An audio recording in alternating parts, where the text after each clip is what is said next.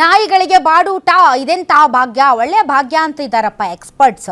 But ಅದನ್ನ ಹೇಗೆ ಇವರು ಕಾರ್ಯಗತಗೊಳಿಸ್ತಾರೆ ಮತ್ತು ಯಾವ ರೀತಿ ನಾಯಿಗಳನ್ನ ಗುರುತಿಸ್ತಾರೆ, ದಟ್ ಈಸ್ ವೆರಿ ಇಂಪಾರ್ಟೆಂಟ್. ಈಗ ಪ್ರಾಯೋಗಿಕವಾಗಿ ನಾವು 5,000 ನಾಯಿಗಳಿಗೆ ಅಂತ ಇದ್ದಾರೆ ಸರ್.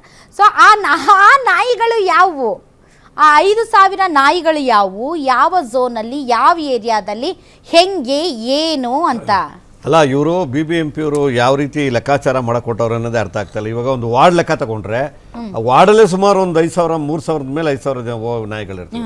ಟೋಟಲಿ ಬೆಂಗಳೂರು ಲೆಕ್ಕ ತಗೊಂಡ್ರೆ ಆಮೇಲೆ ಈ ಕಸ ಹಾಕ್ತಾರಲ್ಲ ಅಲ್ಲಿ ಇಲ್ಲಿ ಸಾವಿರಾರು ನಾಯಿಗಳಿರ್ತವೆ.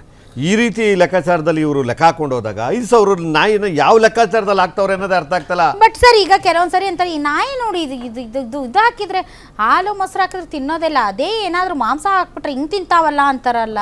ಅದೇ ಸಾರ್ ಹೇಳ್ದಂಗೆ ಇವಾಗ ಏನಾಗುತ್ತೆ ಅಂದ್ರೆ ನಾವು ಬಿಸ್ಕೆಟ್ ಹೇಳಿದ್ವಿ, ಪಾರ್ಲೆಜಿ ಬಿಸ್ಕೆಟ್ ಆಗಲಿ ಎನಿ ಬಿಸ್ಕೆಟ್ಸು ಅದಕ್ಕೆ ಅಲರ್ಜಿ. ನನ್ಗೆ ಗೊತ್ತಾಯ್ತು. ಈಗ ಏನು ಅಂತಂದ್ರೆ ನಾವು ಏನೋ ಅಯ್ಯೋ ಪಾಪ ಅಂತ ಬೀದಿ ನಾಯಿಗಳಿಗೆ ಹಾಕುವಂತ ಆಹಾರದಿಂದ ಆ ಬೀದಿ ನಾಯಿಗಳಿಗೆ ಆರೋಗ್ಯಕ್ಕೆ ಅತಿ ಹೆಚ್ಚು ಉಪಯೋಗಕ್ಕಿಂತ ಹಾನಿನೇ ಜಾಸ್ತಿ. ಆಮೇಲೆ ಇನ್ನೊಂದೇನಾಗುತ್ತೆ ನಾವೆಲ್ಲರೂ ಅರ್ಥ ಮಾಡ್ಕೊಳ್ಳೋದು.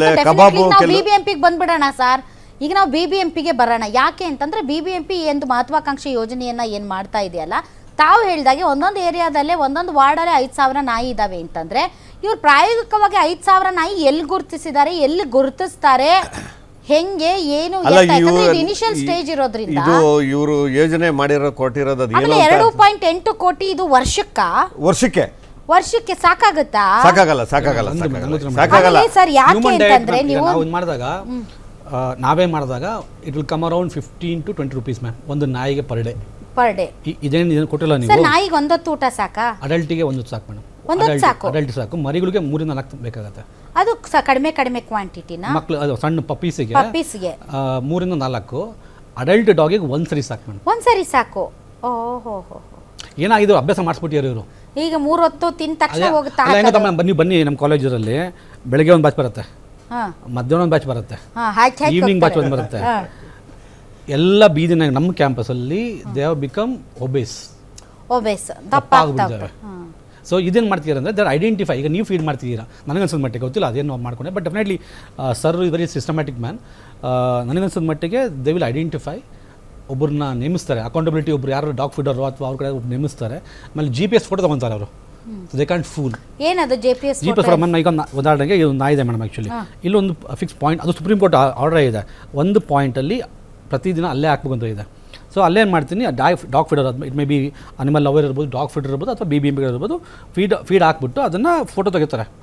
So every photo has a GPS stamp. ನಿಮ್ಮದು ಲೊಕೇಶನ್ ಗೊತ್ತಾಗುತ್ತೆ. ಇದು ಯಾವುದು ನಿಮ್ಮದು ಸ್ಟುಡಿಯೋ ಇದೆಲ್ಲ, ನಾನು ಫೋಟೋ ತೆಗೆದ್ರೆ ಒಂದು ಆ್ಯಪ್ ಇದೆ, ಅದು ಎಲ್ಲ ಕಡೆ ಸಿಗುತ್ತೆ ಆ್ಯಪಲ್ಲಿ GPS ಫೋಟೋ ಸಿಗುತ್ತೆ ನಿಮಗೆ. ಸೊ ಇಲ್ಲಾಗಿದೆ, ಟೈಮ್ ಸಿಗುತ್ತೆ, ಟೈಮ್ ಸ್ಟ್ಯಾಂಪ್ ಇರುತ್ತೆ, ಎಷ್ಟು ಫೀಡ್ ಮಾಡಿದ ಟೈಮ್ ಸಿಗುತ್ತೆ. ಸೊ ಇದನ್ನು ನನ್ನ ಮನಸ್ಸಿಗೆ ಹಾಸ್ಟೆಲಲ್ಲಿ ಇಂಪ್ಲಿಮೆಂಟ್ ಮಾಡಿದ್ರು ಮಣಿಮಣ್ಣನ್ ಸರ್. ಹಾಸ್ಟೆಲಲ್ಲಿ ಕೂಡ ಪ್ಲೇಟ್ ಇವರು ವಿಕಾಸ್ ಅಧಿಕಾರಿ ಅನ್ನುವಂತ ಹೆಸರು ಅವ್ರಿಗೋಸ್ಕರ ನಾನು ಅನ್ಕೊಂಡಿದ್ದೀನಿ. ಅವ್ರು has a good intention, no doubt about it. ಇಲ್ಲ ಆನೆಕಲ್ಲಿಗೆ ಕಳಿಸ್ತಾ ಇರಲಿಲ್ಲ ನಾವು. ಆನೆಕಲ್ಲಿ ಹೆಂಗೆ ಮಾಡಿದ ಮಾಡಲು ಅಂದರೆ 6 ಜನಕ್ಕೆ ನಾಯಿ ಕಚ್ಚಿತು. ಆಗ ಸೋಕ್ ಸರ್ಪ್ರೈಸು. ಇವರು ಮಾಂಸ ಆಗದೆ ಕಚ್ಚೋದನ್ನೆಲ್ಲ ಊಟ ಕೊರ್ಸನೆ ಕಚ್ಚುತ್ತೆ. ನಾವು ಸಿಟ್ಟು ಯಾವಾಗ ಅಗ್ರೆಸಿವ್ ಯಾವಾಗ ನಮ್ಗೆ ಆಗೋದು, ನಮಗೆ ಟೈಮ್ ಊಟ ಸಿಗ್ತಾ ಮಾಂಸದ ರುಚಿ ನೋಡ್ಬಿಟ್ರೆ ಸರ್ ಚಂದ್ರಗೌಡ್ರೆ, ಮಾಂಸದ ರುಚಿ ನೋಡ್ಬಿಟ್ರೆ ಮಕ್ಕಳನ್ನು ಬಿಡಲ್ಲ, ಹೋಗಿ ಕಚ್ತವೆ ಅನ್ನೋದು ನಾರ್ಮಲ್ ಆಗಿ ಪ್ರೊಪಗಂಡ ಮಾಡಿದ್ರೆ ಮ್ಯಾಮ್. ಆಕ್ಚುಲಿ ಹೊಟ್ಟೆ ಹಸ್ದಾಗ ಮಾಡ್ತಾವೆ ಮೇಡಮ್, ಹೊಟ್ಟೆ ಹಸ್ದಾಗ ಮಾಡ್ತಾವೆ. ಯಾವಾಗ ನಾಯಿ ಅಂತ ಹೇಳಿದ್ರೆ ಹೊಟ್ಟೆಗೆ ಹಸಿವಿರುತ್ತೆ, ಹಸುವಿನ ಸಂದರ್ಭದಲ್ಲಿ ಗರ್ಜನೆ ಜಾಸ್ತಿ ಮಾಡುತ್ತೆ, ಕಚ್ಚಬಾರ್ದು. ಅಲ್ಲ ಮ್ಯಾಮ್, ನಾಯಿ ಹೊಟ್ಟೆ ಮ್ಯಾಮ್ ಯಾವುದೇ ನಾಯಿ ಮಾಂಸಾಹಾರ ಆಗಲಿ ಸಸ್ಯಾಹಾರಿ ಆಗಲಿ ಎರಡೂ ಅಟ್ಯಾಕ್ ಮಾಡ್ತೇವೆ. ಯಾವಾಗ ನಿಮ್ಗೆ ಊಟ ಸಿಕ್ಕಿದಾಗ ನಾವಾಗಲಿ ಮ್ಯಾಮ್ ಹೊಟ್ಟೆ ಹಸ್ದಾಗ ಯು ವಿಲ್ ಫೀಲ್ ದಟ್. ಅಲ್ಲ ಹೊಟ್ಟೆ ಹಸ್ದಾಗ ನಿಮಗೆ ಮಕ್ಕಳನ್ನ ಕಚ್ಚಬೇಕಾ? ಅಲ್ಲ madam, ma'am it's a behaviour. People who study behaviour should tell that. ಒಂದೊಮ್ಮೆ ಏನಾಯ್ತು ಮ್ಯಾಮ್, ನನ್ನ ಅನುಭವ, ಎಲ್ಲೋ ಕಲ್ಲು ಹೊಡಿತಾರೆ ಯಾರು, ಮಕ್ಕಳೇ ಆಗಲಿ ನಾನೇ ಆಗಲಿ ಕಲ್ಲು ಹೊಡಿತೀನಿ, ಮಿಸ್ಬಿಹೇವ್ ಮಾಡ್ತೀನಿ. ದೀಪಾವಳಿ ಬಂದಾಗ ಎಷ್ಟು ಮಿಸ್ಬಿಹೇವ್ ಮಾಡ್ತಾರೆ ಮೇಡಮ್. ಪಟಾಕಿ ಹೋದಾಗ ಅಲ್ಲ ಪಟಾಕಿ ಹೊಡಿಯೋದು ಇವೆಲ್ಲ ಏನು ಗೊತ್ತಾ ಮೇಡಮ್, ಯಾವುದೇ ಒಂದು ಪ್ರಾಣಿ ಅದಕ್ಕೆ ನೀವು ಇವ್ರು ಸರ್ ಅಂದರು, ನಾಯಿಗೂ ನಮಗೂ 80% ಜೀನ್ಸ್ ಸಿಮಿಲರ್ ಇದ್ದಾವೆ, 80% plus. They are very loyal. First domestic ಮಾಡಿರೋ ಪ್ರಾಣಿ ಅದು ನಮ್ಮ ಇಡೀ ನಾಯಿ ತಾನೆ. ಅವಾಗಿಂದ ಬರ್ತಿದ್ದಾನೆ, ಕಾಡು ಮನುಷ್ಯನಿಂದ ಬರ್ತಿದ್ದಾನೆ. ಒಂದು ವ್ಯಕ್ತಿ ಆ ನಾಯಿನ ಹಚ್ಕೊಂಡಾಗ ಸತ್ ಮೇಲೂ ಮನೆ ಒಂದು ನೋಡ್ತಾ ವೀಡಿಯೋಸ್ ನೋಡ್ತಾ ಇದೆ, ಅವನ ಇದಕ್ಕೆ ಕಫಿನಲ್ಲಿ ಹೋಗ್ಬಿಟ್ಟು ಇದು ಮಾಡ್ತಾ ಇರತ್ತೆ. ಅದು ನೋಡಿದ್ದೀರಿ ನೀವು. ಒಂದು ನಾಯಿ ಸುಮ್ಕೆ ಅಟ್ಯಾಕ್ ಮಾಡಲ್ಲ, ಅವನು ಅಥವಾ ಅವನು ಇದ್ದಾಗ ಏನೋ ಮಾಡಿರ್ತಾರೆ. ಅವು ಮ್ಯಾಮ್ ಅದು ಬಿಹೇವಿಯರ್ ನಮ್ಮ ಸ್ಟಡಿ ಮಾಡಬೇಕು ಆ್ಯಕ್ಚುಲಿ. ಬರ್ತವೆ, ಬಾಲ ಆಡ್ತವೆ, ಕೆಲವೊಂದು ಬಿಕಮ್ ಅನ್ಪ್ರೊವೋಕ್ಡ್. ಅಗ್ರಿ, ಯಾಕಂದ್ರೆ ಅನ್ಪ್ರೊವೋಕ್ಡ್ ನಮ್ಗೆ ಗೊತ್ತಿಲ್ಲ. ಅದನ್ನು ಯಾರು ಅನಿಮಲ್ ಸ್ಟಡಿ ಮಾಡ್ತಾರಲ್ಲ, ಬಿಹೇವಿಯರ್ ಸ್ಟಡಿ ಮಾಡ್ತಾರೆ ಎಥಾಲಜಿನ, ಅವರು ಹೇಳಬೇಕು. ಬಟ್ ನನಗೂ ತುಂಬ ಅನ್ಸುತ್ತೆ, ನಾನು ನೈಟ್ ಡ್ರೈವ್ ಮಾಡ್ಬೇಕಾರೆ ಅಟ್ಟಿಸ್ಕೊಂಡ್ಬರ್ತಾವೆ. ಹೌದು, ನನಗೆ ತುಂಬ ಭಯ ಆಗುತ್ತೆ. ನಾನು ಸುಮಾರು ಸರ್ ಇದು ಮೀನಾಗಿದೆ, ಸಿಕ್ಕಾಪಟ್ಟೆ ಪಾಪ್ಯುಲೇಷನ್ ಆಗಿದೆ. ನನ್ನ ಪ್ರಕಾರ the population has to come to the level which can be managed. Over ಪಾಪ್ಯುಲೇಷನ್ನು, ಅತಿಯಾದ ಪ್ರೀತಿ, ಆಮೇಲೆ ಡಾಗ್ ಲವರ್ಸ್ ಬೇಕಾಗಿರೋದು ಮಾಂಸ. ಇಲ್ಲ ಮೇಡಮ್, ಮಾಂಸ ತಿನ್ನೋದಿದ್ರೆ ಒಂದಿನ ಮಾಂಸದ ಊಟ ಹಾಕ್ತಾರೆ, ಮಾಂಸದ ರುಚಿ ಸಿಗ್ಬಿಡುತ್ತೆ. ನೆಕ್ಸ್ಟ್ ಡೇ ಅದು ಮತ್ತೆ ಅದೇ ಟೈಮ್ಗೆ ಸರಿಯಾಗಿ ಮಾಂಸ ಸಿಗ್ಲಿಲ್ಲ ಅಂದ್ರೆ ನೋಡುತ್ತೆ, ಯಾರಾದ್ರೂ ಚಿಕ್ಕ ಮಕ್ಕಳಿದ್ರೆ ಹೋಗಿ ಅದನ್ನ ಕಚ್ಚುತ್ತೆ. ಈ ತರದ್ದೆಲ್ಲ ವಾದ ಇದೆ. ಆಮೇಲೆ ಹಾದಿ ಬೀದಿಯಲ್ಲಿ ಚಿಕನ್ ಅಂಗಡಿಗಳು ಜಾಸ್ತಿ ಆಗಿದ್ದಾವೆ. ಇಂಡಿಸ್ಕ್ರಿಮಿನೇಟ್ ಫೀಡಿಂಗ್ ಅಗ್ರಿ ಮಾಡ್ತೀನಿ.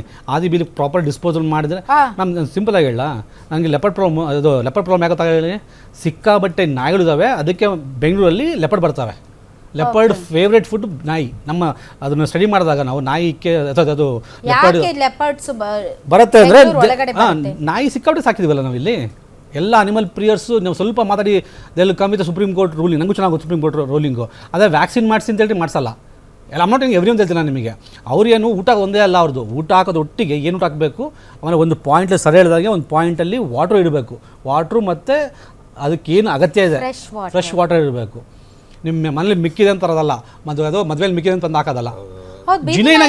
ಬೆಂಗಳೂರಲ್ಲಿ ಅಲ್ಲಿ ಈಗ ಊರುಗಳಲ್ಲಿ ಆದ್ರೆ ಕೆರೆನೋ ಹಳ್ಳನೋ ಏನೋ ಒಂದು ಇರ್ತದೆ, ಬಟ್ ಬೆಂಗಳೂರಲ್ಲಿ ನಾಯಿಗಳಿಗೆ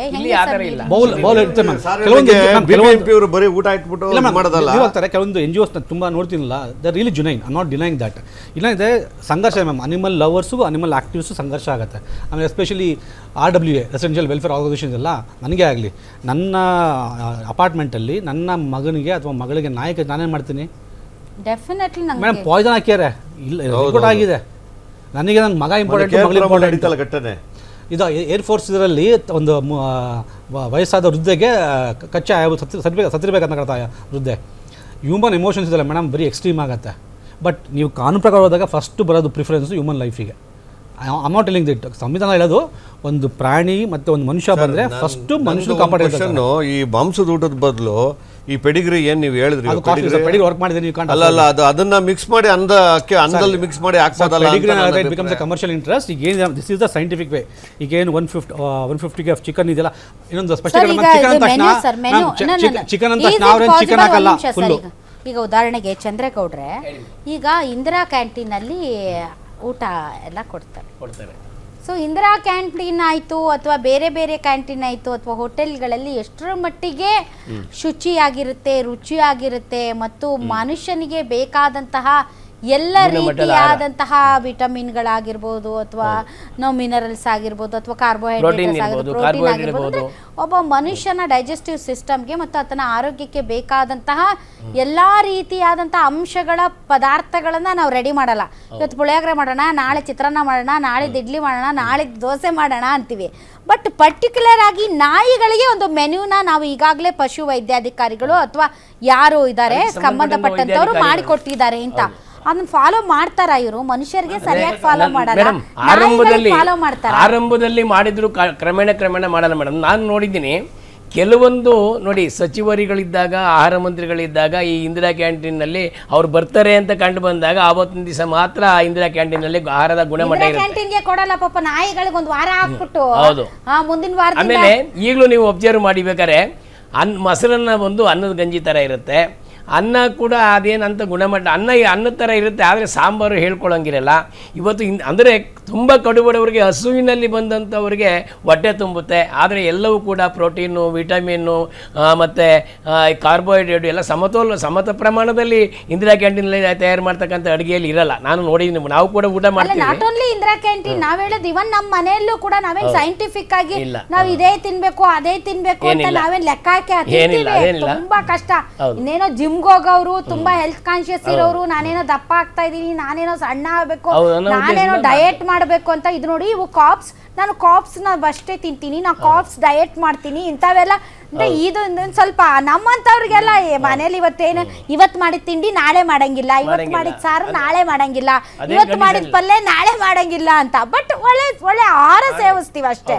ಆಲ್ ರೈಟ್, ಓಕೆ, ಎಸ್. ಇವರು ಯಾರು ನಮ್ಮ